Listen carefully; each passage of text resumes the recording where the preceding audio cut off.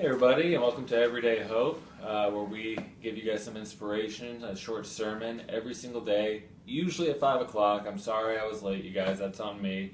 Have some family matters to take care of. I try my best to be at 5 o'clock every day, and these are live, so I don't have the luxury of pre-recording these, but I do my best to try to be on time, so I do apologize.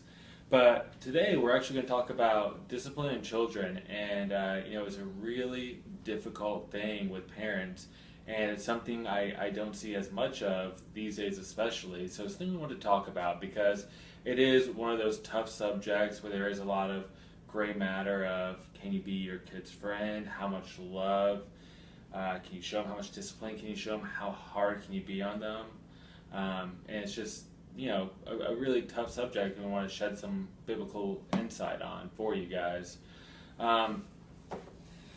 You guys might have seen on my video on my newsfeed, I shared a video today, and it doesn't really go hand in hand with this, but it's something I came across today, and I always want to give you guys something current.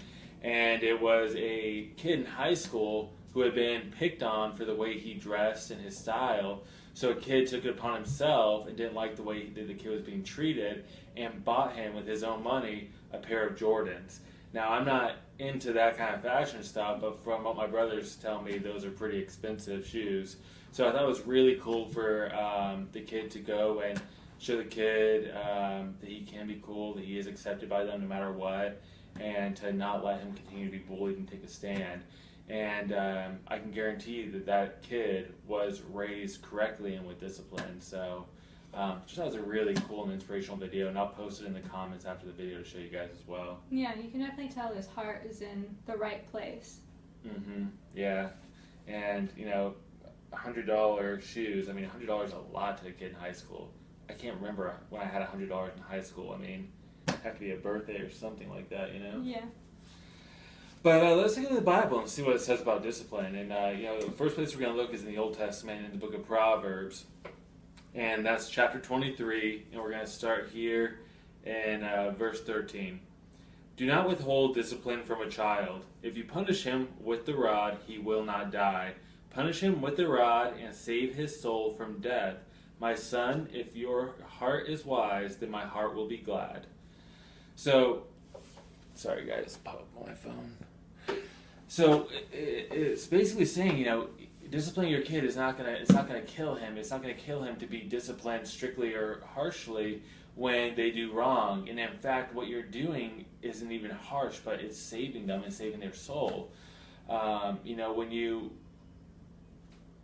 of my favorite movies is Remember the Titans, and one of the things they talk about in that movie is whenever he would come down on them hard and discipline them, one of the other coaches would always take them and comfort them and tell them it's okay. And what the coach says to him is, you're not helping these kids by comforting them in those times. You're crippling them. You're crippling them for the rest of their lives because they're not going to be able to handle criticism, discipline, or they're not going to take the right stand. So it's just one of those really important things that you have to realize that as much as we want to be our kids' friends and as much as we don't like to discipline them, it's necessary. One of the hardest things is the reason we decided to talk about this today is we're having to discipline one of our children, Jude, because of some misbehavior in school. And we're going over to my mom's house, his grandma's house, to have pizza and have a little fun event we do with packing up some presents for some less fortunate. Operation Christmas Child. Yeah.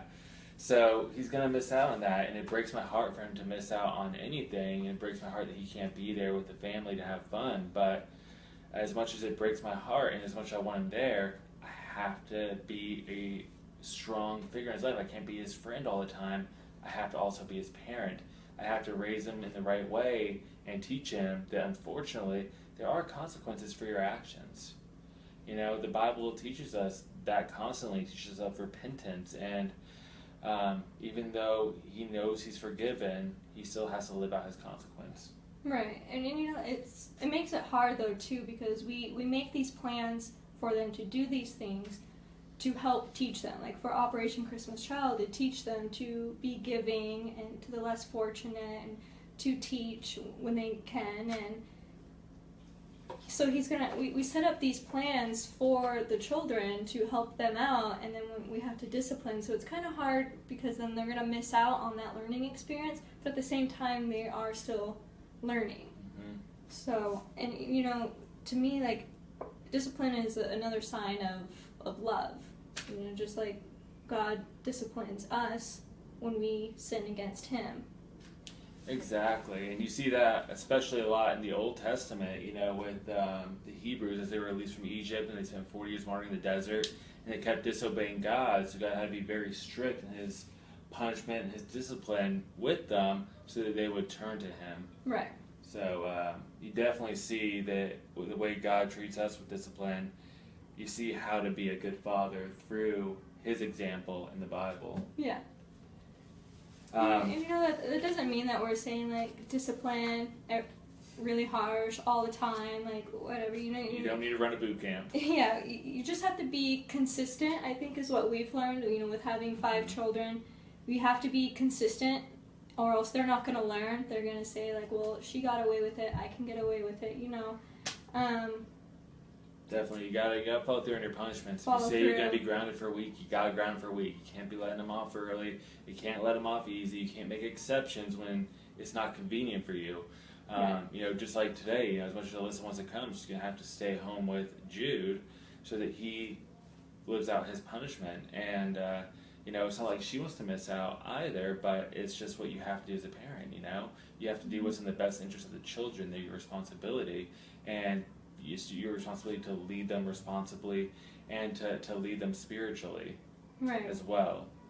Lead them with the right attitude and focus on like their best outcome, like what's in their best interest. And whenever we do have to discipline with Jude, it was a respect and listening issue in school, and so what we like to do is sit them down and really go over some key verses that they can memorize, and then use that not as a form of punishment, but a memory verse so they know the importance of why they should be doing this instead of this. Mm-hmm. And they can hold on to that memory verse, they can practice it, and it gives him a better understanding of God wants me to behave this way, that's why I behave this way in school. This is why it's in this best interest. Right.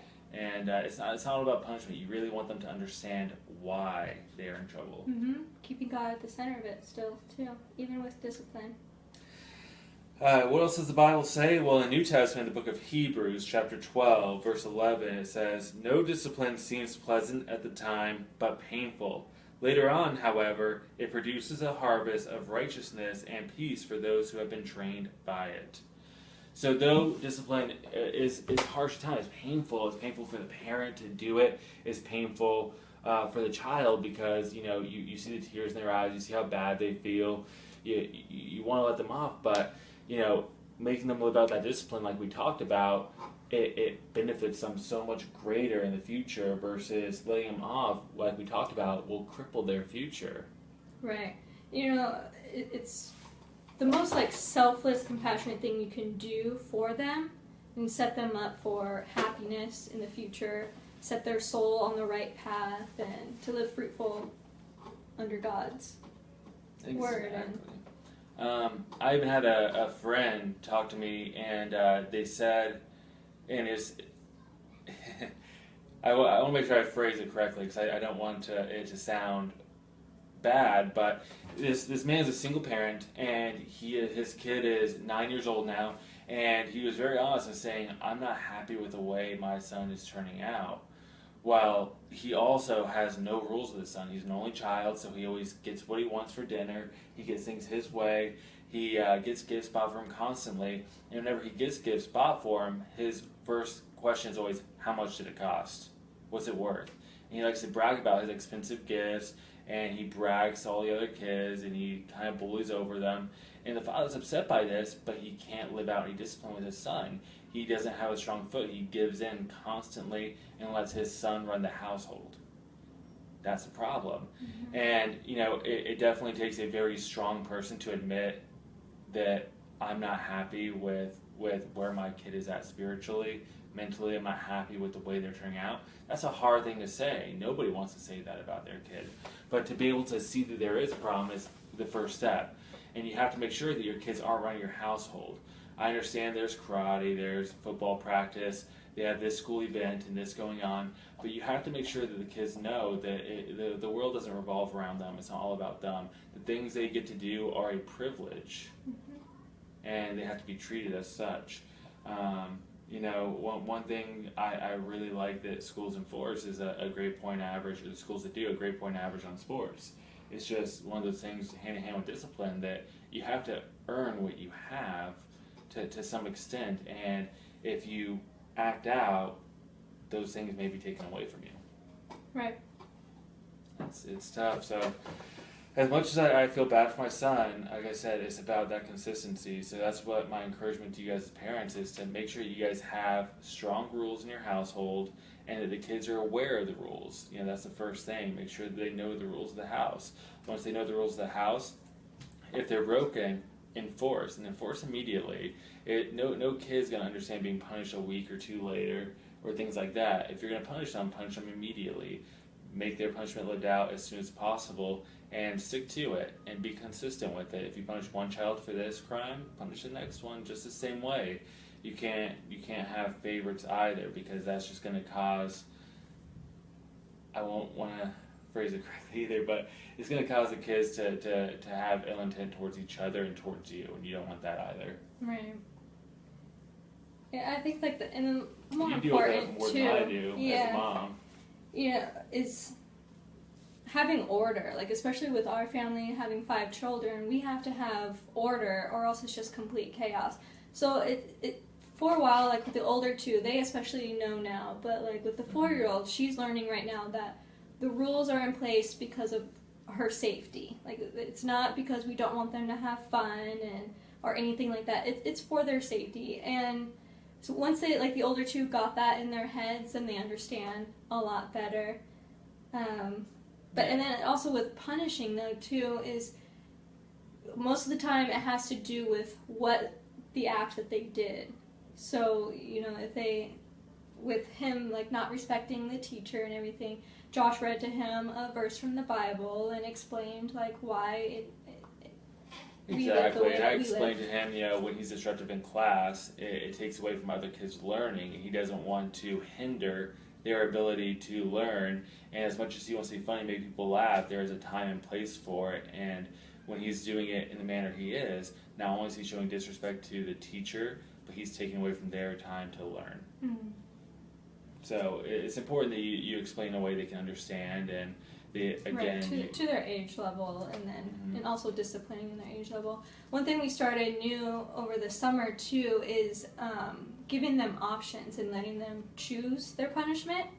And sometimes they I don't know if it's a guilty conscience or what, but they want to choose the most harsh punishment. And sometimes we're we're gonna do this one instead.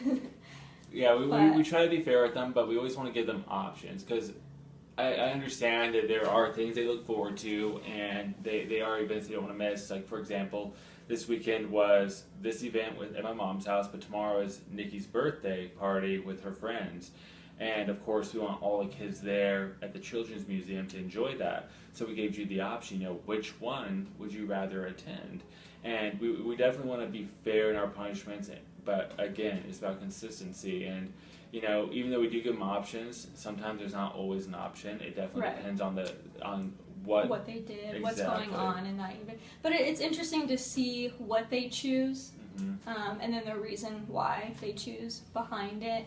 The reason that I had started that over the summer is because we, with summertime, kids get kind of out of hand, and we started to lose a little focus. Yeah, focus on all of them. And the punishments just weren't, even though the punishment that we had, it just seemed to not be doing it for them. They were just whatever, I'll have to spend the day in my room, or not get video games at night, whatever it might have been. So then I thought of this new idea to let them choose their own punishment, and that really seems to help and get to them oh, okay, this sucks, I shouldn't do that. And if you guys are curious about disciplining your wife, that's just another episode. There's a couch option, make her rub your feet. No, I'm kidding. But one of the things you guys might be curious about is physical punishment with kids and what we think about that. And we're going to say that for another episode, as I want to be very careful in how I word that, because it is definitely one of those gray areas where people are going to have a lot of strong feelings one way or the other. So I'm not going to talk about that today. So I know a lot of you might be curious about that, but today is more about making sure you have a strong foundation of rules, number one, and the kids know the rules, and number two is following through and being consistent with those rules. Those are the two things I want you guys to take away. Being consistent and having a strong foundation of rules. Mm-hmm. Find all of it on biblical principle. That should go without saying, but all of your rules should be able to be found in here and be consistent with God's teachings. So make sure the Bible is the foundation for your rules, but make sure the kids have that and they have the consistency of you following through with your punishments and with the rules. And that they also see you live them out as well, of course. Do you have anything else? No. All right, well, happy Friday, guys. I hope you have a great weekend. I hope you guys have a lot of fun. Make sure you make it to church on Sunday. If you guys are ever looking for a church and you don't live nearby us, message me. I can point you to a couple good pastors. Or reach out to me if you'd like to attend with us as well. We're always happy to have you. But I really look forward to seeing you guys Monday. We are doing these every day now, in case you guys didn't know. This will be a big focus for us, so we will have a message on Saturday. But I will let you guys know ahead of time. Saturdays are going to be a little bit shorter messages because we're so busy prepping for Sundays. And Sunday itself will be just usually a clip from the actual sermon. So Monday through Friday will be the main bread and butter for Everyday Hope. But I appreciate all you guys' support and love. And we're really working hard these next few weeks on making this bigger and better. So just prepare for a lot of changes. Am I just going too on? Yeah. A little bit. All right, share, like, comment. Thank you guys. Bye.